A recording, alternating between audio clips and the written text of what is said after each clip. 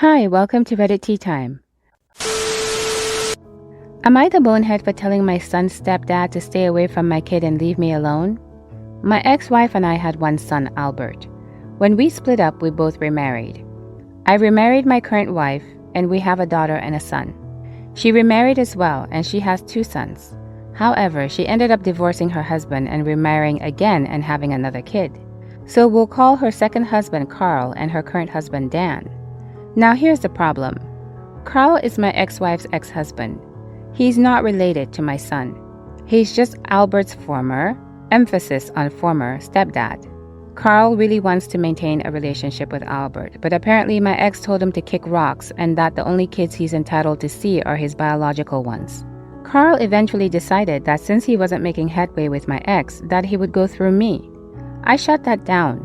I hardly know Carl, and what little I do know of him irritates me. He told me he bonded with Albert and doesn't want him to have abandonment issues. I talked to Albert. He feels no abandonment issues, and when I asked him if he missed Carl, he said no. Carl said I was an insensitive bonehead. He asked me how I would feel if I was told I could never see one of my kids again. I said Albert isn't one of his kids, so stay away from him and leave me alone. My wife said I was a little intense with my statement, and she kind of understands where Carl is coming from because if we were ever to, God forbid, split up, she would miss Albert too. I don't see how this is my problem. My ex is the one who married him, not me. He needs to talk to her. Apparently Dan hates Carl and that's why Carl can't see Albert. But why is that my issue? I feel no obligation to this man. Am I the bonehead for that? Now for some comments. Not the bonehead. Your kid said no, so that's the end of it. This is not your issue. You asked Albert, which was really nice. He said no. Carl needs to move on. Not the bonehead. What matters most is what Albert thinks. He doesn't want a relationship with that guy, so that's all you need to know.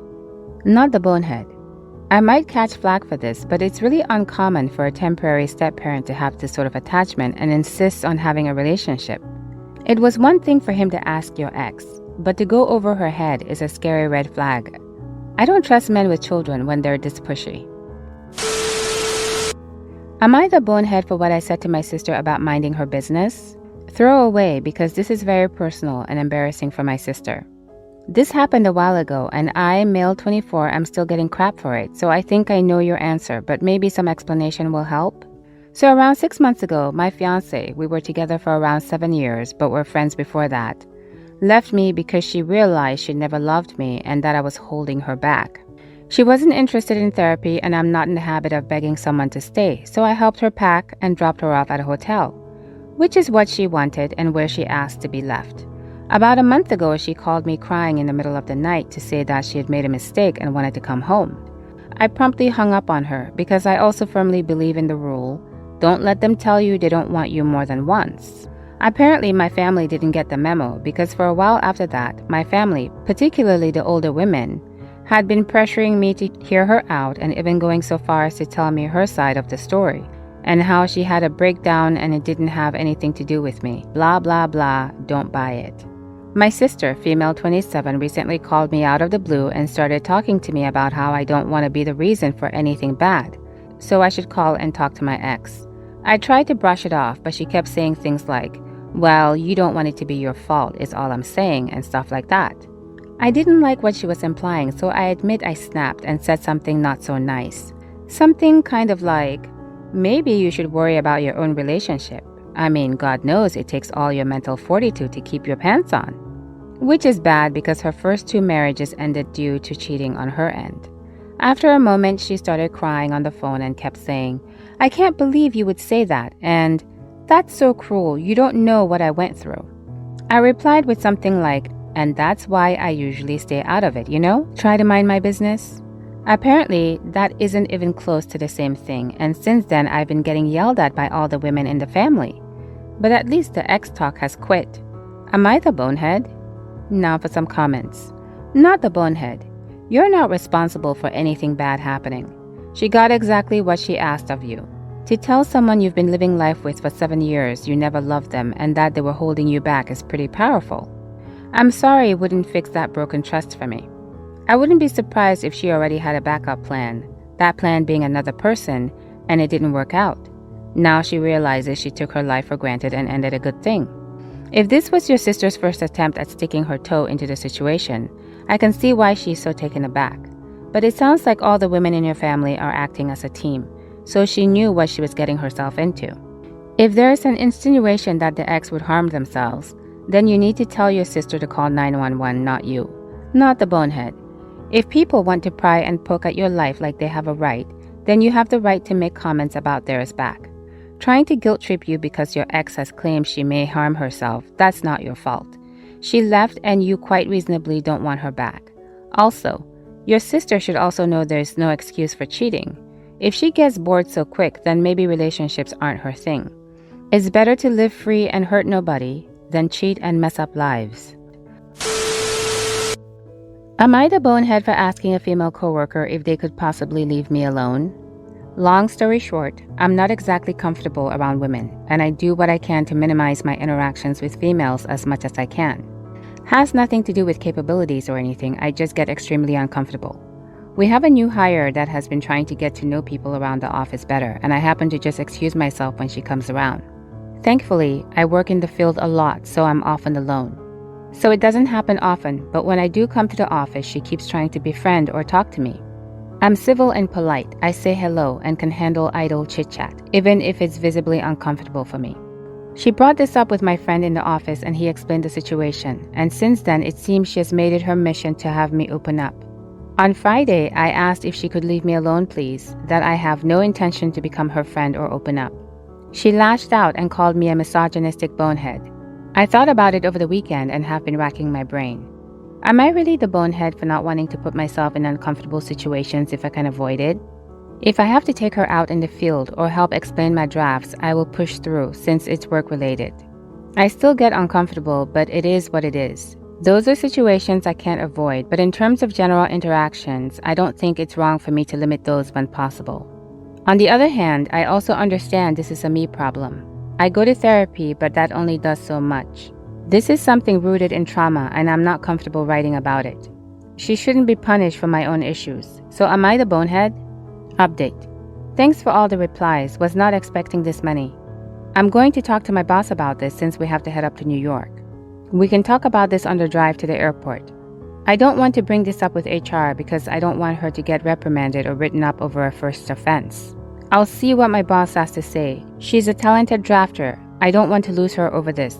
I'll provide an update after this week. I hope we can agree to let it go. One last edit. I had no idea female and women could not be used interchangeably. English was never my strong suit, as you can clearly see from my grammar and syntax usage. I'm a math and science guy. Now for some comments. You need therapy. You'll have many female coworkers. You will have female bosses. You will never have female employees because you won't get promoted until you fix these issues you have. You're limiting yourself and alienating your coworkers. This will be noticed. Good luck. Honestly, I'd say you're the bonehead. It would be my biggest dream to say this to my coworker if they were annoying, but instead I decide to exit the situation and say my pleasantries to keep the peace. Her talking to you in order to build a good rapport with her teammates is normal, even though it's annoying. She wants you to see her as a human being. You telling her that you don't want to know her as a person because she's a woman is not normal.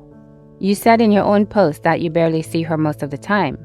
You're at work, and just like you would handle a client, you handle a coworker. If she gets to a point that crosses the line, inform management. Everyone sucks here. You have a right to decline to engage in personal conversations, but you acknowledge yourself that when she comes around, you walk away and you treat her differently because she's a woman. That's where you became an issue. If you're unpleasant to everyone and refuse to speak personally with everyone, that's totally fine, but you are genuinely describing singling her out. That's a problem. It's against nearly every workplace policy, and you can get in huge trouble for it. Further to that, the historic and current oppression women face does matter, even if your intentions aren't misogynistic. Imagine if you were doing this to a person of color. It would and should be a huge red flag to your employer and opens them up to liability. You're free to avoid whomever you like in your personal life, but at work you have to do your level best to treat everyone the same. You can be antisocial to everyone, or you can stop being antisocial to her specifically. She also shouldn't attempt to be your friend. That's why she sucks. You don't have to be friends with everyone, but again, you're singling her specifically out for an immutable and protected characteristic by your own admission.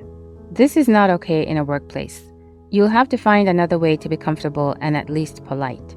For what it's worth, I work in HR and the specific violations are under harassment, anti-bullying, and anti-discrimination policy. You may want to check what your employer and state say specifically, but I know nearly every training I've given and taken has mentioned singling someone out, especially for sex, race, sexual orientation, disability, or perceived reproductive status, as a huge no-no. Edit. And yes, these rules do extend to non-work related conversations. If I'm talking to 3 people at the water cooler and every time you come around I end the conversation and disperse the group by being visibly uncomfortable, I'm singling you out. I would still be subject to anti-bullying discipline, which is fair, honestly. If you're professional to someone but make every good morning a living hell for them, it's a problem that affects their ability to do their job. It's not high school where you're allowed to have cliques where people are made to feel not included. Funnily enough, these rules are a result of women being locked out of promotions and similar perks because they weren't included in boys' clubs. So cliques are taken seriously in many workplaces and should be.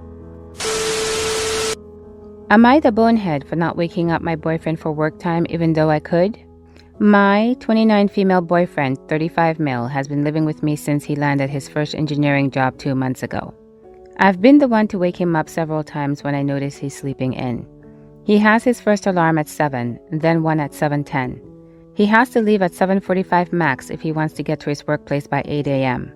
I work from home, I'm a freelancer, so I have no need to wake up that early.